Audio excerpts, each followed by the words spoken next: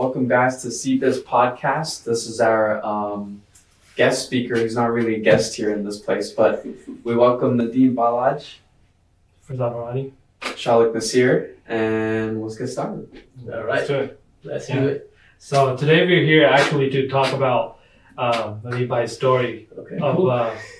Because a lot of people I understand that you have a lot of knowledge to give and you have a lot of ideas to talk about. Yes. And the conversation can really go astray. We don't even know where we're going to end up with this conversation today. But we really want to do this first episode as a sort of a beginner's guide to you, and so that we can understand you. What are you about? What's your story? What's your background?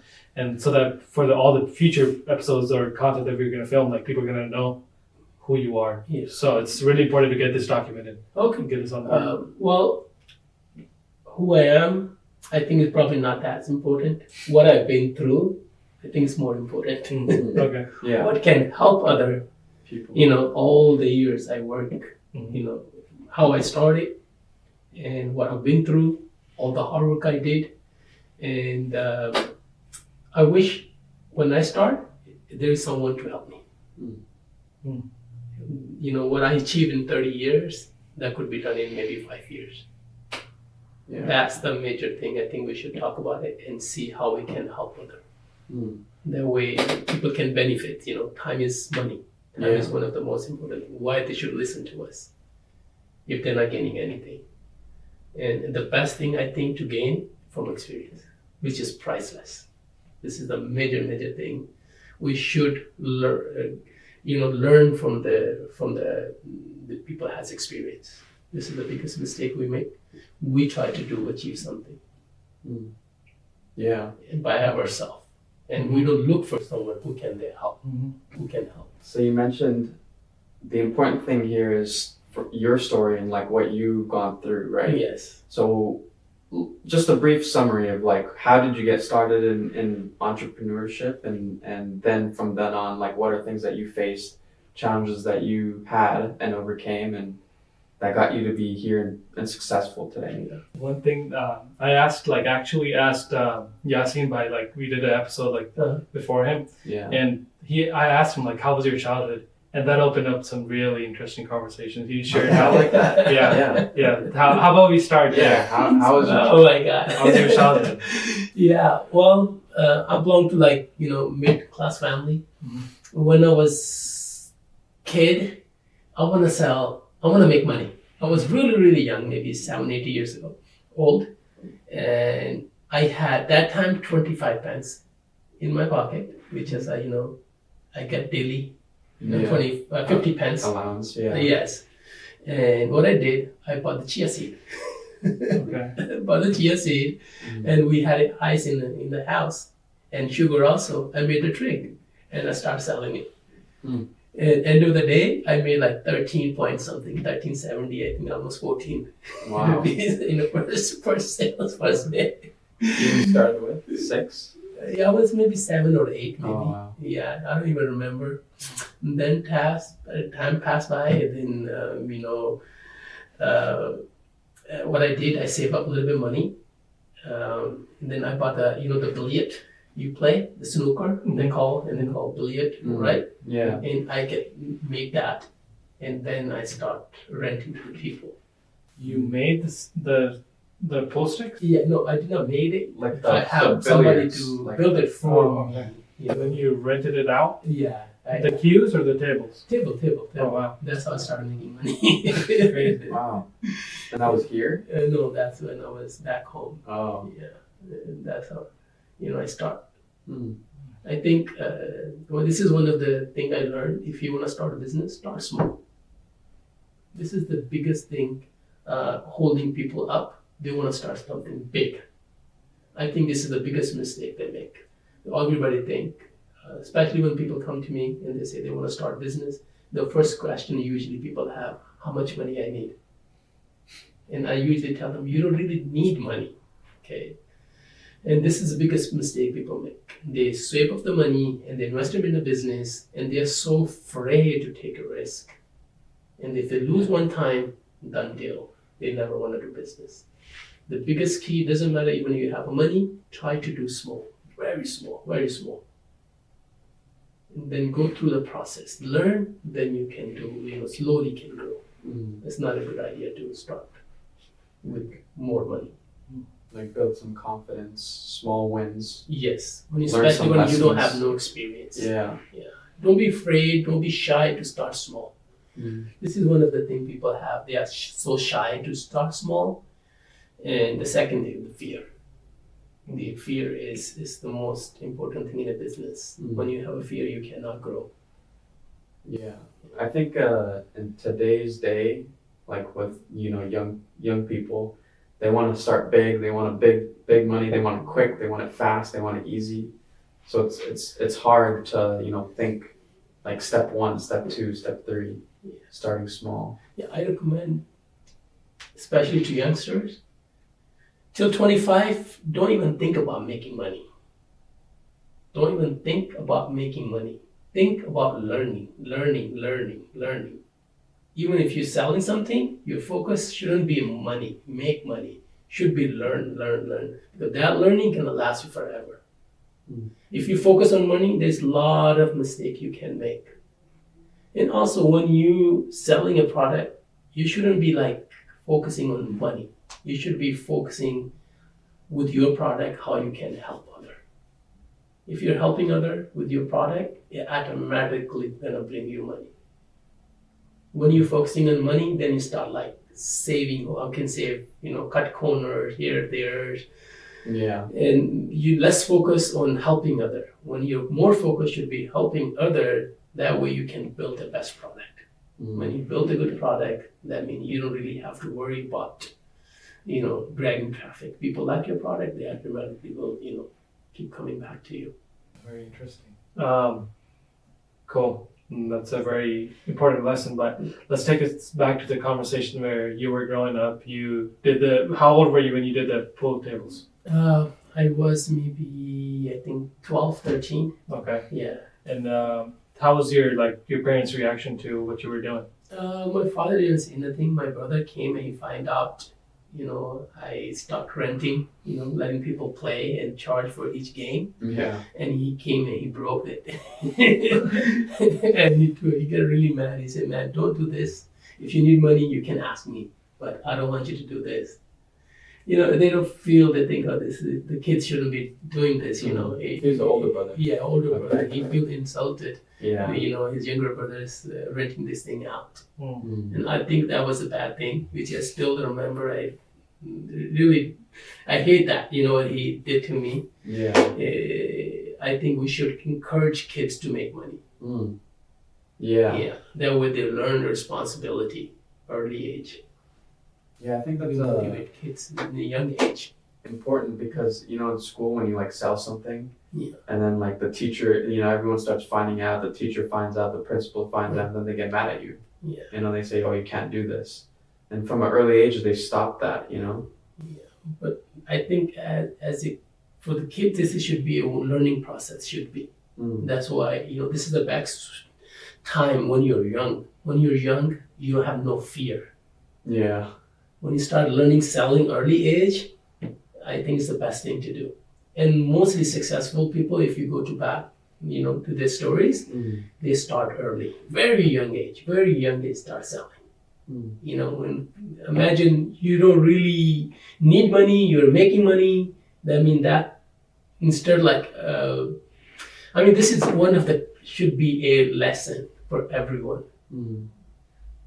To start early. Start early. Definitely. And so what did you do after? So you did renting out the pool tables.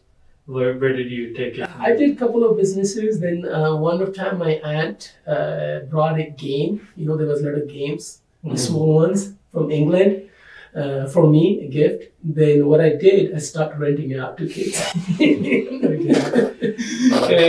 And I was really shy to ask my parents money, and I have to pay tuition fee. And what I do, I start renting the game and collecting the money and saving up and paying the tuition fee. This is one of the business I did. Yeah. Yeah, few small things. I always love selling and stuff. And what did that do to you? What kind of character development did you go through by doing all these small ventures? I think it just more and more, I want to be a businessman. Mm. I think, when I learn from small things, I get to learn one thing is easy. Yeah. Money is not a hard thing to make. If I can make, with the 50 pence without anything, I used to get 50 pence a day. Imagine one kid's 7, 8 years old and make like 13, multiply 50 cents, how many was the percentage in one day? And if I can make that, then I can do anything. That's how I always into starting business, doing business. When you started that young and you knew that you wanted to be a businessman, did you think that you would have to go to school or? I don't really strongly believe in school because school teach you reading and writing, not to become a businessman. Mm. I think practical business you cannot really learn in school study. You have to be practical. You need experience. Mm. Right. And when we hear about stories of successful entrepreneurs, they always talk about, some of them talk about, most of them don't like talking about it, but sometimes they feel like a sense of like superiority in terms of like that you're more competent in your skills. Like, for example, you're better with your communication, you're more outgoing with whatever mission you're going to go after. So what did that do to you, like in terms of your perspective when you compared yourself to your peers, like classmates? Did you think you were an average kid, or did you develop that mindset that, no, I'm better than average? I was average, but only one thing I noticed, I was fearless. Mm. I have no fear, I don't care. And even when I was a kid, the money was not, I don't never give value to money. Mm. And I think this is matter a lot, the fear.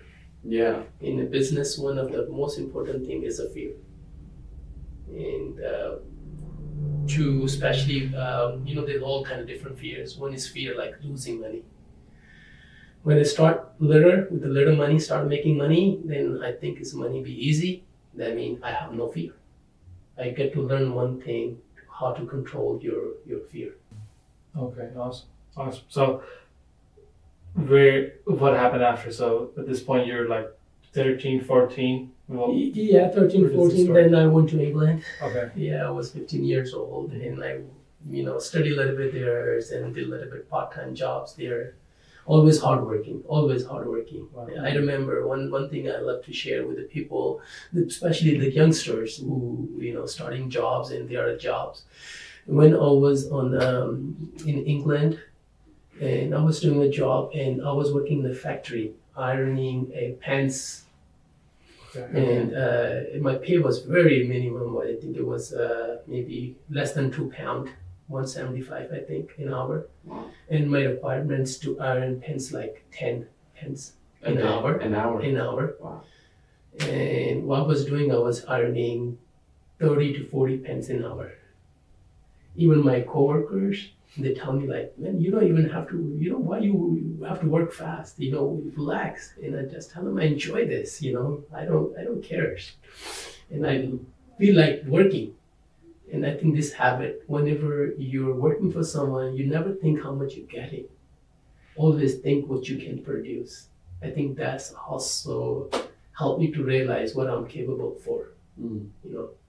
If I would be like other people, lazy and just doing whatever my boss told me to do, I probably wouldn't be a businessman now. I think especially when you're working for someone, nobody's forcing you to do so much, but accept yourself. Yeah. And that's important in the business world. That make my nature work hard. Yeah. And until now, I work hard. I especially even in the weekend. I always say that the worst days in the weekend because I don't have much to do. Even I have to do a lot of things, but but not like a weekday. I work 15, 16 hours a day.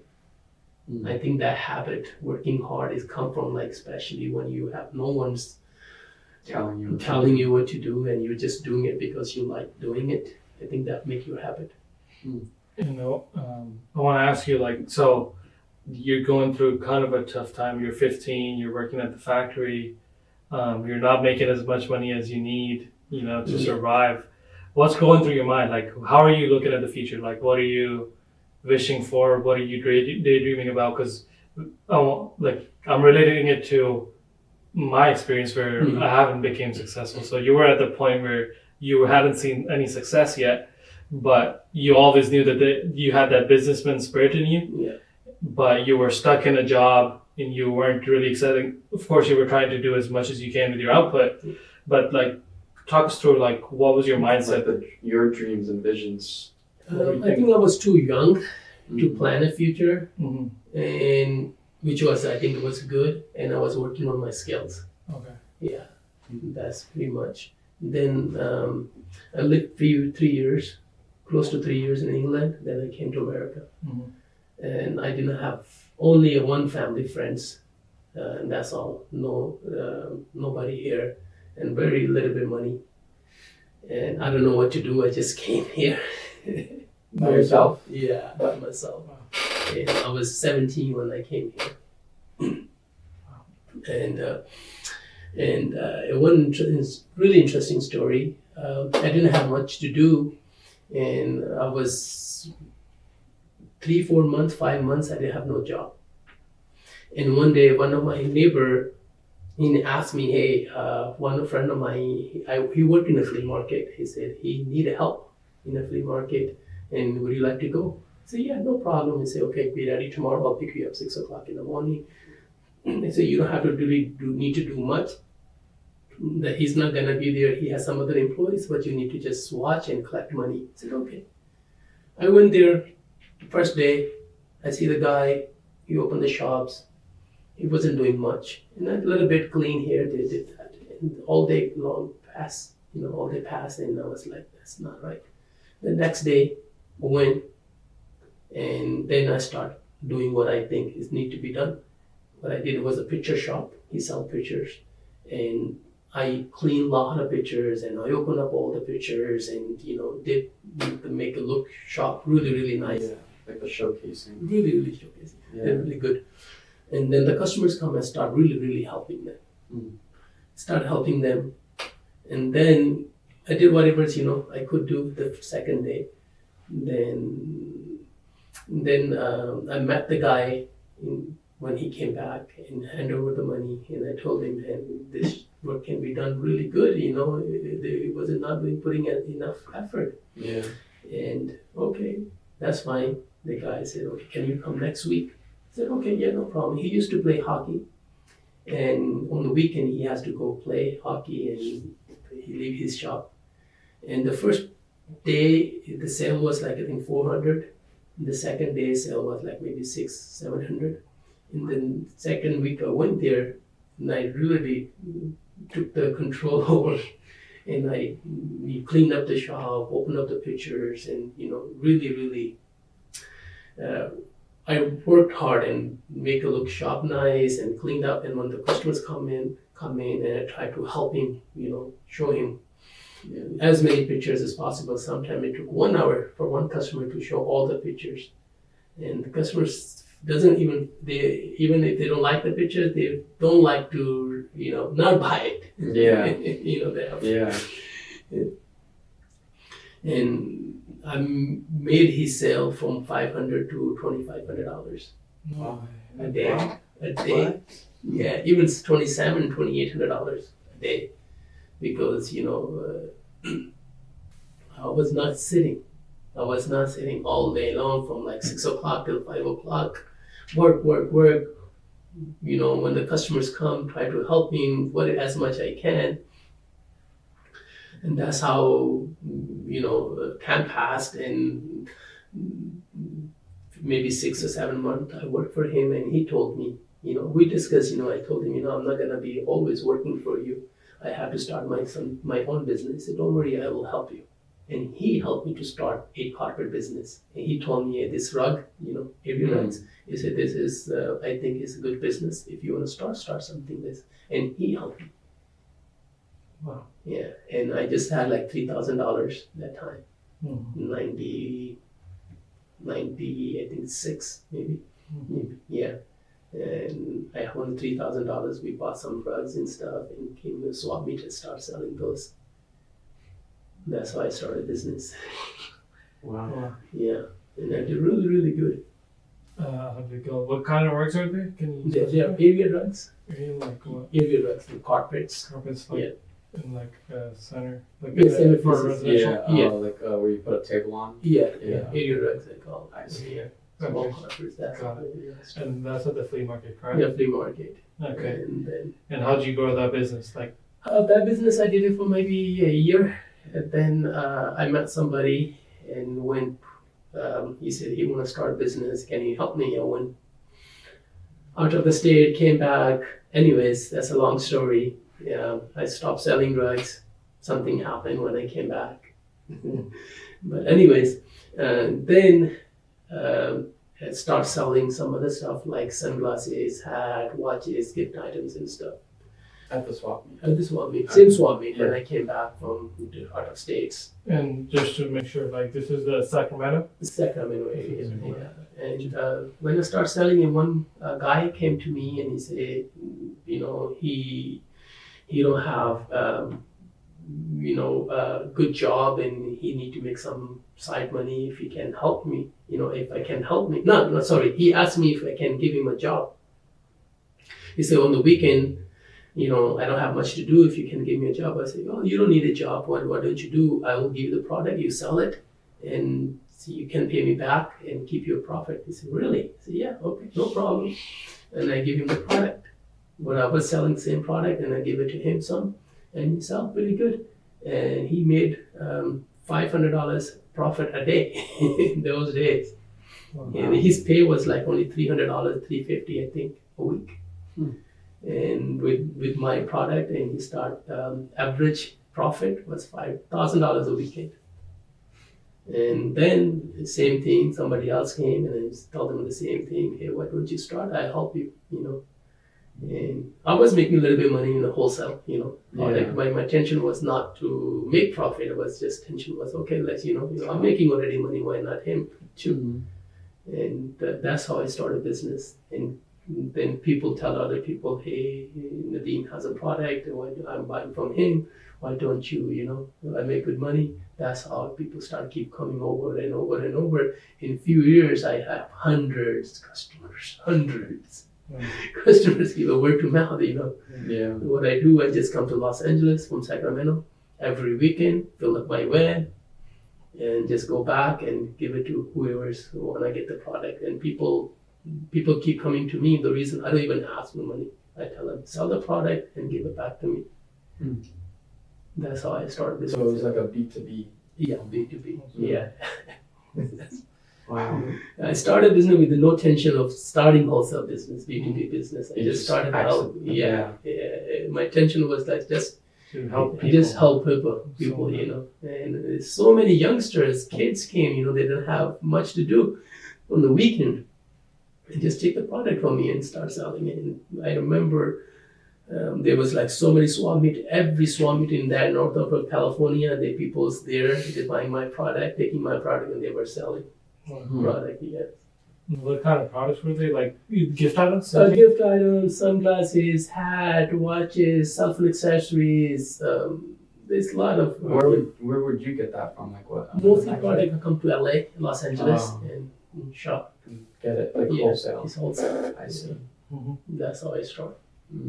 Cool, awesome. So that's your first venture into the wholesale industry. Yeah. Tell us more about where did it go from there? I feel like I can help the community, because if so many customers, then I feel like I cannot be living in Sacramento. It's a small city. If I want to grow big, then I have to move to big city. That's how I have to come to LA. Then I think I should go to LA. I moved to LA. What year is that? I came to LA 2003. In 2003, I came to Los Angeles. Man. What happened? Well, I didn't know that it was that tough. It's going to be that tough. I thought it was like same thing, easy, like Sacramento. But over here, too much competition, all big fish, and I was a little one comparing. I was doing really good there, but over here, man, because the people sell so cheap and they have so much money to working, competing with them, it was not easy. Mm. I went through like a lot of struggle, almost 13 years. From 2003, 2013, no, 10 years. It was hard. How old were you 2003? 2003. I'm sorry, 2000. No, 2003. I was 23. Oh, okay. Yeah, I was 23. So, and just for context, can you tell us about like how much money you were making when you were in Sacramento to give the viewers some context? No, I don't want to. So you came back, you moved to Los Angeles, and you're facing a tough time. Yeah, because I was trapped. Not trapped, you can say it. It was too much competition. Mm-hmm. Yeah, it was hard, Right. but it was worth it. You can say it from litter pool. I jumped into sea, literally. It was hard, but I able to survive. Yeah. Yeah. So how did the years go, and what were you thinking? Like, did you ever think of giving up? Like, Yes, I many times I think I should give up and do something else. Mhm. Then I think that wasn't the choice.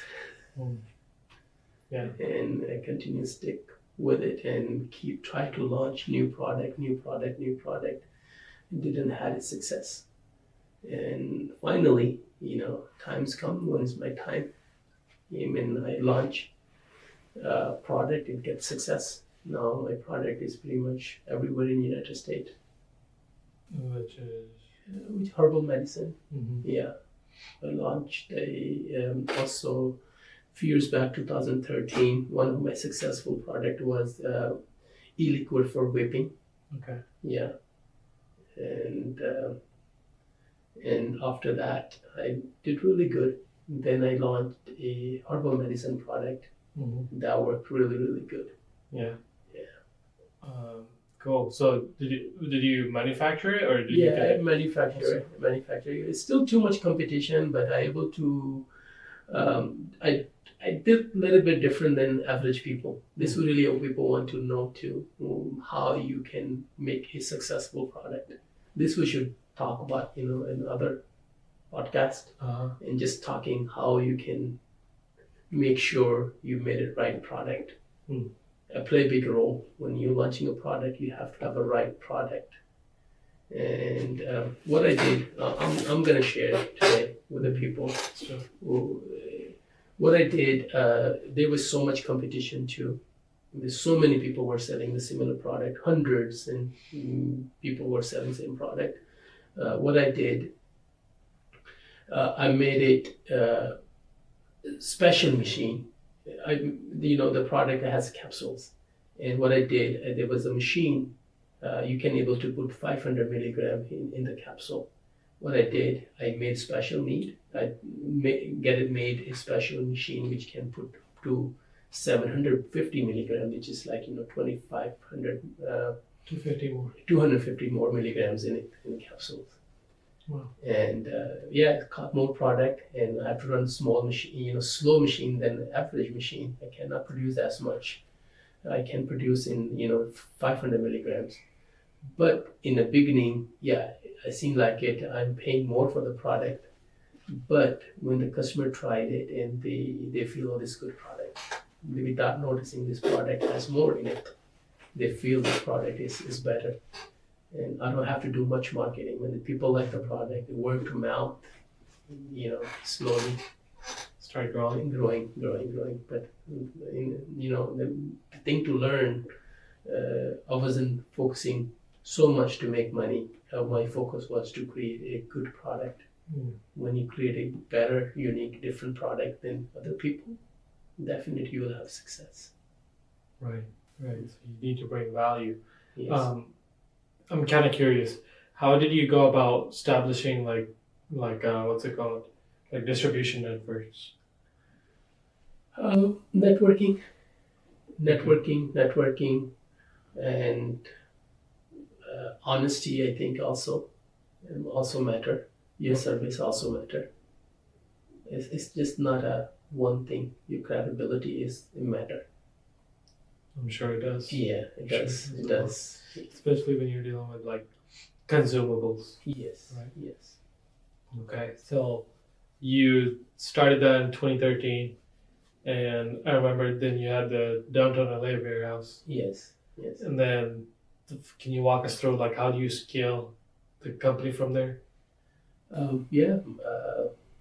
I think just doing the right things, Yeah, making the right product, giving customer service, and have network with the people.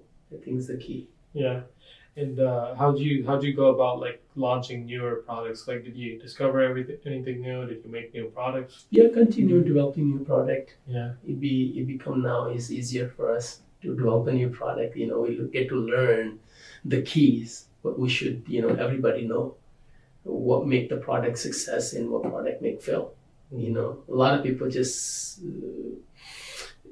they want to launch the product, but they don't know what they should do, right and wrong, to figure out, to analyze. They just launch the product and without figuring it out, and that's the reason they get failed. right. Yeah. Right. I always see you like in the office. I mean, you're always like testing, trying to experiment with new products, Yes. trying to get feedback, Yes. brainstorm on how you're gonna launch the product or how you can make the product better. And that's what I think is really like integral to your like part of your success, that you do like a rigorous like I see you working on a couple of products already that you've been working on and Yeah. checking on it for like every day, Every day. almost every day for like Hours and weeks hours. or like months already, and you Yeah. haven't lost any of them. No. But you're still just that rigorous process of just making it better. Yes. It's like giving me great insight as to like how much you have to get every detail right before launching the product. Yes. This is the key. Mm. I mean, after you launch it, then you leave it. On the people to decide. Mm. But you have to do your 100%. If I'm not happy, I don't want to launch the product. Doesn't matter. One of my product, it took me around 4 years To develop, to launch it. to launch it. To launch it. 4 years. I was not happy. I was keep trying over and over and over and over, and until I was satisfied. It took me 4 years. Wow. Yes. And the product is doing really good. To this day. Yeah, because this product was not made for like, a year or two, This product probably gonna last maybe 10, 20 years. Mm. It's better, worth, put times, make the right. And before you even launch it, you gotta make sure, check with the people, give people sample, get their feedback, multiple people and see what they think. Mm. Yeah. So I want to ask you, like, that speaks to like a common problem that I see a lot of like product businesses, like e-commerce businesses or whatever, like they try to like just source a product from China, from overseas, and just try to like try to take something straight to market. Yeah. Can you like, if like a kid like that is watching this podcast, can you give them a message like to dissuade them from doing that? Well, they're young, they want quick money. Mm-hmm. That's only the way, quick money, but that doesn't last long. This is the way. This is not a way to do it. Yeah. I strongly suggest people, if you want to launch some product, you want to make sure you want to see yourself selling this product for your rest of your life. That's how you figure out, you're wrong or you're right. Do not look for shortcuts. Mm-hmm. And can you please talk to us to how you mentioned that you have a fearless attitude Yes. in life and specifically in business. Yes. How did that play a role into, since 2013 to today, where like you scaled the herbal medicine business and you have a couple other businesses as well. Too many. Too many to count now, right? So how did that fearless attitude dictate what you did? First of all, adopting the fear, become a fearless. You have to be giver. Hmm. You have to give, and give. Can you please expand on that? Donating or helping others. Okay. Without expecting the return. Help other. I think this is play a big role in it. somehow, when you give, that attitude, when you give, automatically when you start making, I think that make a habit. Giving is very, very important. Example, when you give somebody, you have the feeling, the guts, oh, why I'm giving, If somebody asks you money, the feeling you don't want to give, I think when you start fighting with this, then you be becoming a fearless in the business too. Right. Yeah. You told me once, you explained it to me how,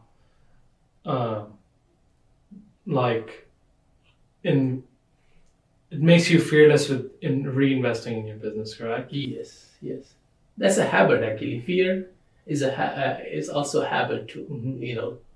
When you start donating people, giving money, helping other people without expecting, automatically you have to become a fearless. Then when you have to do any business, the most things hold you up is a fear. Oh, this product is gonna work or not. You have to put your 100% and then just leave it on God. See if it work or not. Right. Yeah. Right. Cool. So you've kind of gotten a couple lessons for people today already. Where do you see yourself taking SeeBiz? Because right now we haven't even touched on SeeBiz. Oh. And I wanted to let's get 2 minutes from your heart. What can you talk about SeeBiz, and we'll talk more about SeeBiz is not just a marketplace. It's a vision. It's a mission actually, not a vision only. It's a mission. What I been through all my life. I think one of the biggest challenge I had marketing, and with the budget too. I still do the trade shows. One of the best way to do marketing is a trade show. I mean, cold calling this doesn't work. Emailing doesn't work. Mailing catalogs, flyers, people just print it, see it, mail it. I mean, people print, mail, send it to them. And when the people receive it, they just throw them in a cartridge. Yeah. And people don't pay attention. Mm-hmm. The mostly thing worked for us, it was a trade show. And even the trade show, I spent hundreds and thousands of dollars. Each trade show, I spent $50,000, $60,000, sometimes $70,000. I get maybe 4 or 5 customers max. And marketing is hard. The whole mission is SeeBiz to help people. The people don't have to, spend that much money on the trade shows, printing catalogs and cold callings and stuff. And it should be online, should be easier way to trade. I think is online marketplace is one of the best place for B2B. I mean, there's so many marketplaces for B2C like Amazon's and eBay's, and there's so many Walmart, but there is not much for B2B. Yeah, I think it can help people. I'm sure it can. Yes. And that's what we're here for. Especially the youngsters, it will help them to resource product. Yeah, there is international, which is Alibaba. It's not everyone to export product. It's not easy to, and you have to import a lot of product. And when you're especially launching a product, you really want to meet people. Imagine you can connect somebody, already have a factory in local, and where you can go sit, meet, talk. That's where the SeeBiz come. You can connect with the people on the SeeBiz. You can find product online, and it's much easier. And basically, we're streamlining the process with that. We're going to do a whole different episode where we talk about SeeBiz in detail and everything we're doing with that. Yes. But I think right now seems like a great spot to end the episode here. Yes. And I know you have a lot more to give. That the knowledge doesn't stop. Yeah. But thank you so much for your time. Thank I know you. you have a lot of meetings lined up right now. Yes. And especially I have to travel. Yeah, you're going back to Pakistan, so Yes. you'll be here pumping out more content. And as soon as you come back, we'll do another episode going into detail on how. Perfect. And we will help people to how to select product, how to launch product, how to resource product, how to make sure this product will work. This our mission is to help youngsters especially to how they can start business without problems and hurdles. Right. Yes. Right. Of course, we'll work on that. We'll be coming out with more content like that very soon. Yeah. So stay tuned, click subscribe, and until next time. Thank see you.